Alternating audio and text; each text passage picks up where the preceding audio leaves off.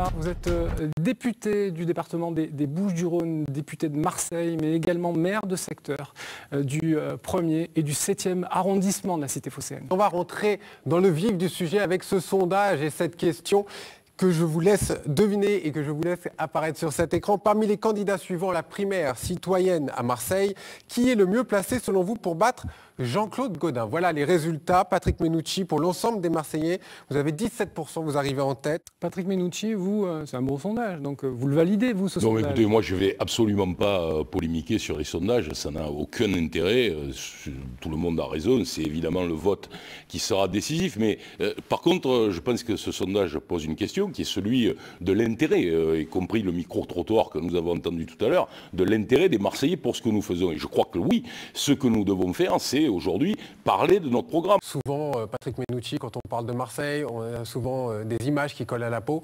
Qu'est-ce que vous allez faire, votre première mesure, votre urgence, si jamais vous êtes choisi, pour effacer ce genre d'expression? Écoutez, on est candidat à être maire de Marseille, donc c'est à la mairie la première chose qu'il faut faire. Pour moi, la première chose, c'est remettre la mairie de Marseille au travail, redonner aux salariés, aux employés municipaux le goût du service public, rompre avec la cogestion qui est organisée par Jean-Claude Gaudin avec Force Ouvrière et en terminer avec le clientélisme. C'est le système de la ville de Marseille, mais il y a d'autres systèmes. Il y a celui du Conseil général qui doit aussi, dans cette primaire, prendre une... Ça y est, vous attaquez fort, là. Non, mais je pense une chose, c'est que cette primaire, en permettant aux Marseillais de désigner le candidat qui affrontera Jean-Claude Gaudin, effectivement, balaye en quelque sorte les pouvoirs de ceux qui, au Conseil général, M. Guérini notamment, faisaient la pluie et le beau temps dans le passé au Parti socialiste. Patrick Mennucci, je voudrais quand même vous entendre sur ça. L'armée,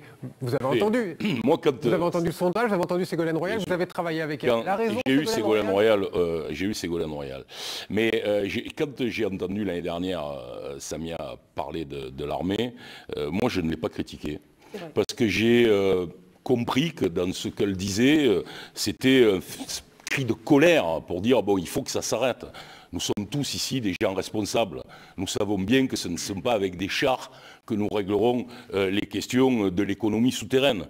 Quand on veut s'attaquer au problème de l'économie de la drogue, qui a remplacé dans les quartiers nord de Marseille une économie qui a disparu, c'est avec des moyens de police, des moyens de recherche. Il faut améliorer le travail du GIRS. Il faut mettre des douaniers, des inspecteurs d'impôts. Vous savez, l'autre jour, j'étais, Christophe, dans le 14e arrondissement, je suis allé marier un ami.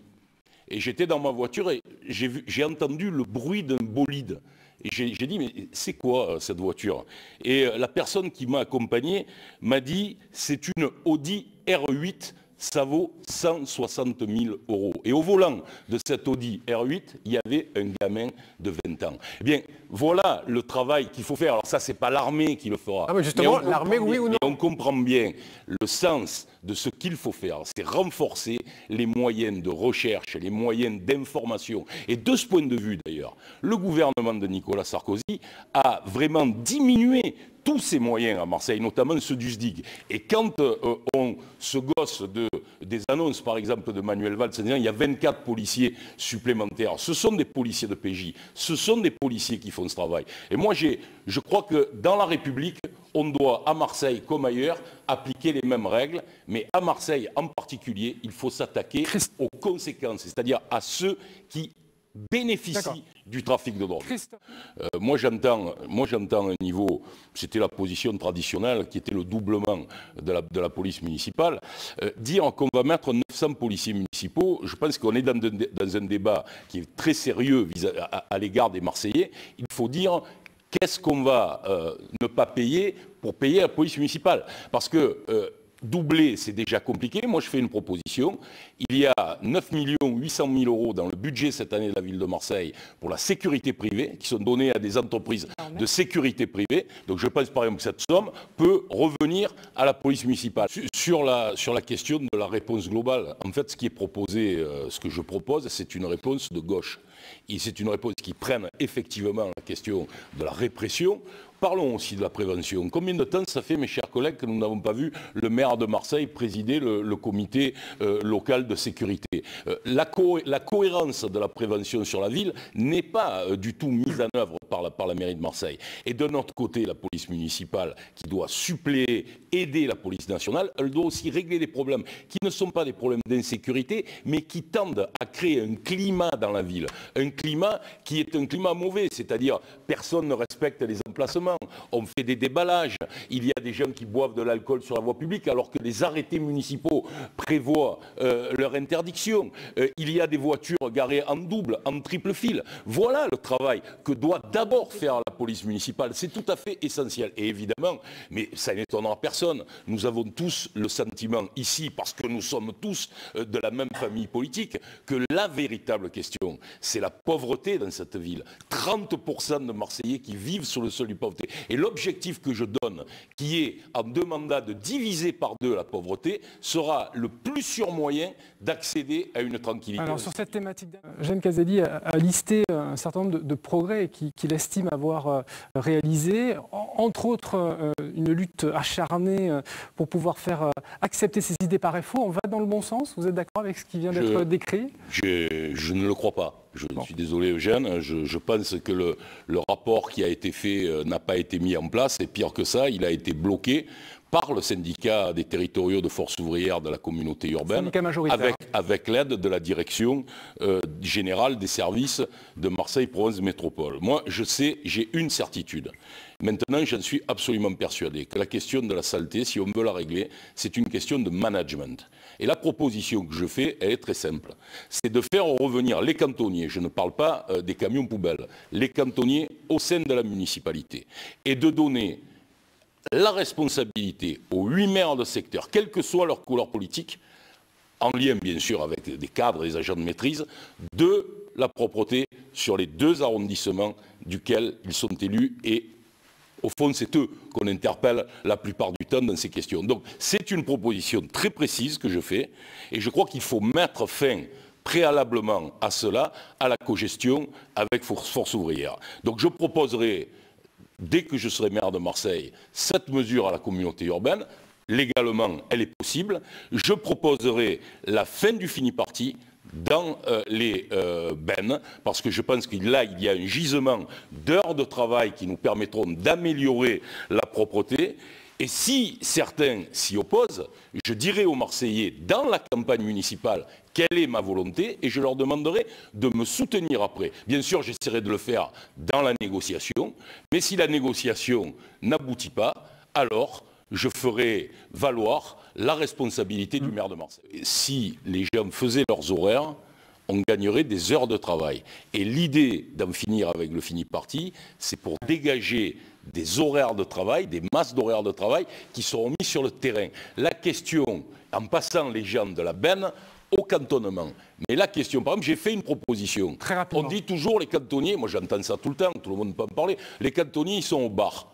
Bien, parce qu'ils ont une pause, c'est tout à fait normal qu'ils aient une pause dans la matinée.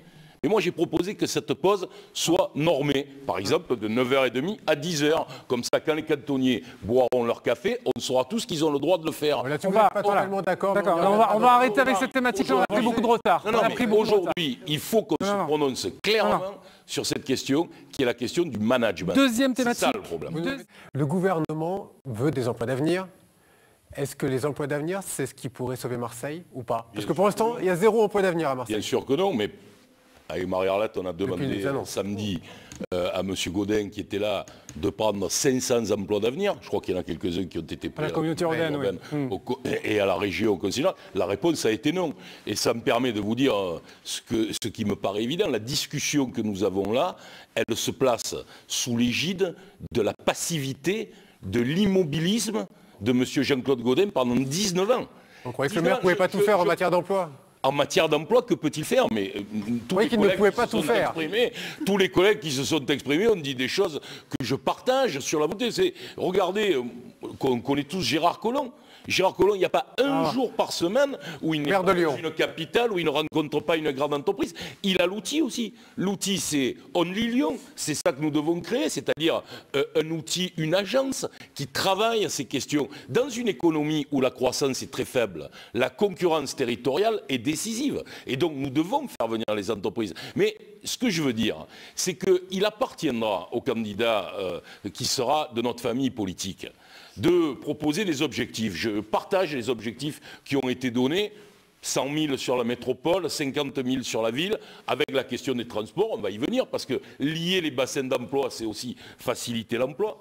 Mais l'objectif que nous devons donner, je crois que c'est de créer des richesses pour les partager, et c'est de proposer un compromis historique entre les entreprises et la ville de Marseille. C'est-à-dire que nous nous adressions, y compris à la citoyenneté des entreprises françaises pour qu'elles viennent. Vous savez, le problème à Marseille, d'abord, c'est les petites et moyennes entreprises de 250 salariés, 4, 5 millions de chiffre d'affaires. C'est ces entreprises-là que nous n'avons pas. Et enfin, il y a aussi, et Samia a raison de le souligner, des éléments endogènes à nous-mêmes, que, y compris quand nous avons les collectivités, nous ne mettons pas en œuvre. C'est très important. Oui, vous parlez de votre temps de parole. Oui, attention. Non, mais c'est les filières éoliennes que vous souhaitez voir. Nous allons construire la développer avec un PPP dans partenariat public-privé. Ne soyez pas trop technique. Nous sommes en train de construire le tramway de la rue de Rome. Il va se prolonger. Nous sommes en train de faire des BHNS. Le gouvernement va nous amener la gare Saint-Charles et la traversée souterraine de Marseille. 2,5 milliards de travaux. Oui. La vérité aujourd'hui, c'est que les jeunes Marseillais, il n'y en a aucun qui bénéficie du travail dans ces entreprises. Et moi, je veux dire, si je suis maire de Marseille, tous les marchés publics seront associés à une clause d'insertion du public marseillais. C'est possible. Vous avez pris beaucoup d'avance, Patrick Mennucci. Malheureusement, ce n'est pas fait. Voilà. De toute façon, la métropole existera à partir du 1er janvier 2016. Patrick Mennucci, très rapidement. La bataille de la métropole a été gagnée. Et elle a été gagnée par ceux qui l'ont voulu dans l'intérêt de Marseille. Et elle a été combattue par tous les conservatismes qu'on peut retrouver dans cette ville et dans ce département, et notamment ceux organisés par M. Guérini au Conseil général des Bouches-du-Rhône. Et je veux le dire, le fait d'avoir pu avancer sur la métropole, c'est un coup très dur que nous donnons à un système clientéliste. Mais je veux venir sur les financements. J'ai entendu tout à l'heure que l'État allait apporter 15 millions d'euros dans la métropole. Je veux dire que là, il y a un petit problème. La loi de finances prévoit cet automne 52 millions d'euros. J'ai entendu beaucoup de choses ce soir, j'ai entendu énormément de propositions, mais il y a également beaucoup de choses qui n'ont pas été dites. Alors, forcément, vous n'avez pas eu le temps de tout dire. Mais par exemple, Patrick Mennucci, en tout début de cette émission, vous avez dit « il faut rompre avec FO ». Alors, on a évoqué le clientélisme, on a évoqué Jean-Noël Guérini, mais on a le sentiment que FO, le syndicat majoritaire, Force ouvrière, incarne le mal dans cette ville. Est-ce que c'est le cas? Non, je n'ai pas dit il faut rompre avec FO. J'ai dit il faut rompre avec la cogestion, avec le syndicat des territoriaux Force ouvrière. Il y a une chose qui est anormale dans cette ville, c'est que la ville de Marseille est gérée collectivement par un maire et par un syndicat qui, quand il ne veut pas faire un certain nombre de choses, eh bien ces choses n'aboutissent pas.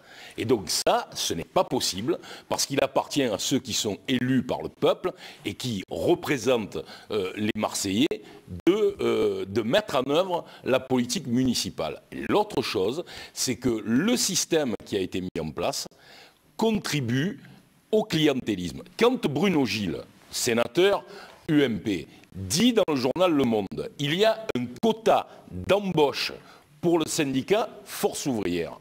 Quand chacun sait à Marseille que pour avoir une petite aide, pour trouver une place de crèche, il faut s'adresser soit au cabinet du maire, soit au syndicat, eh bien je pense que ce sont des façons de procéder qui doivent disparaître. Et donc c'est pourquoi je propose qu'on revienne à un système tout à fait respectueux des organisations syndicales, chacun étant à sa place, et notamment pour ça on créera, Marie-Arlette en a parlé, si vous avez beaucoup d'avance, des commissions d'attribution, notamment pour les embauches. une commission d'embauche, commission d'attribution de merci. voilà, des choses simples. Merci. Je trouve que la façon dont nous prenons les uns et les autres, nous le prenons au sérieux. Et comme nous sommes devant les Marseillais dans cette question-là municipale où nous voulons faire comprendre quelle est notre position, bien, on ne participe pas du tout à ce type de cuisine, comme tu dis, et aujourd'hui on est vraiment dans l'explication de notre travail. Et c'est les Marseillais qui décideront. C'est aussi simple que ça. Ouais. Il faut faire des économies si on veut faire un certain nombre de choses. Je pense notamment à la police municipale. Vous avez chiffré? Moi, j'ai fait, oui, j'ai chiffré. Alors, et j'ai fait un certain nombre de propositions. Le retour d'un certain nombre d'équipements des DSP vers la ville de Marseille. Et puis, la vente du stade Vélodrome qui doit nous permettre de dégager des moyens d'investissement très importants. Dossier. Je vous rappelle que les primaires socialistes se déroulent les 13 et 20 octobre, qu'il y a des bureaux de vote partout dans la cité phocéenne, dans 15 arrondissements de la cité phocéenne.